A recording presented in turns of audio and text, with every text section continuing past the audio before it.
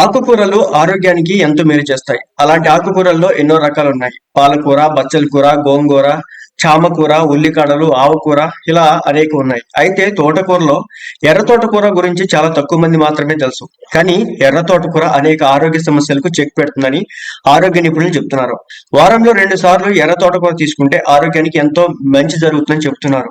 అన్ని ఆకుకూరల మాదిరిగానే తోటకూరలో కూడా పోషకాలు పుష్కలంగా ఉంటాయి. ఇందులో విటమిన్ ఏ, కే, సి, బిలు అధికంగా ఉంటాయి. వీటితో పాటు సోడియం, మెగ్నీషియం, ఐరన్, కాల్షియం వంటి మినరల్స్ కూడా ఉంటాయి. ఇకపోతే ఎర్ర తోటకూరలో vitamin A, vitamin C, vitamin E, B, calcium, potassium, magnesium, antioxidants, fibre, ప్రోటీన్లు పుష్కలంగా ఉంటాయి.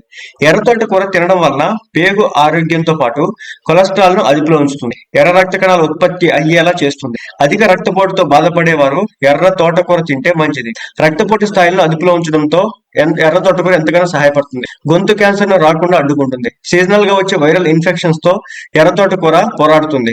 ఎర్ర తోటకూరలో ఉండే కాల్షియం ఎముకలు, దంతాలకు దృఢంగా ఉంచుతుంది. తోటకూర తింటే రక్తంలో చక్కెర స్థాయిలు తగ్గుతాయి. రెగ్యులర్ గా తోటకూర తినడం వల్ల ఇన్సులిన్ ఉత్పత్తి స్థిరంగా ఉంటుంది. తోటకూర జీవక్రియ రేటును పెంచుతుంది. దీంతో షుగర్ కంట్రోల్ అవుతుంది.